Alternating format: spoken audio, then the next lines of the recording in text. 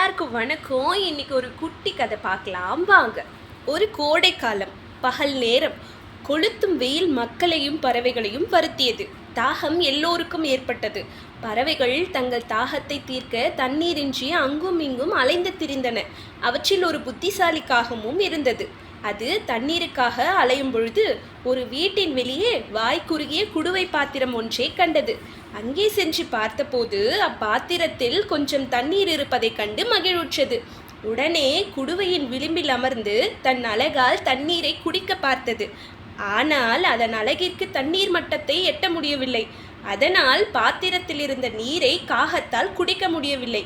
கைக்கு எட்டியது வாய்க்கு எட்டவில்லையே என காகம் மனம் வருந்தியது. இதை விட்டால் வேறு இடத்தில் தண்ணீர் கிடைக்க மாட்டாது என எண்ணி அதனை எப்படியாவது குடிக்க வேண்டுமென சுற்றும் முற்றும் பார்த்து யோசனை செய்தது. பக்கத்தில் சிறு சிறு கூழாங்கற்கள் கொட்டி கிடந்தன.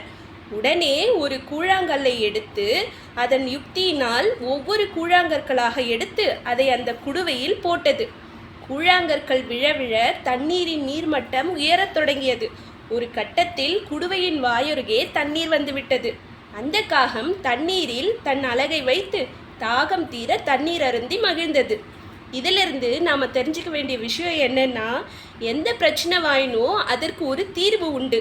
நமது புத்தியை பயன்படுத்தி யோசித்து தீர்வு கண்டால் பிரச்சனை தீர்ந்து மகிழ்ச்சி ஏற்படும்.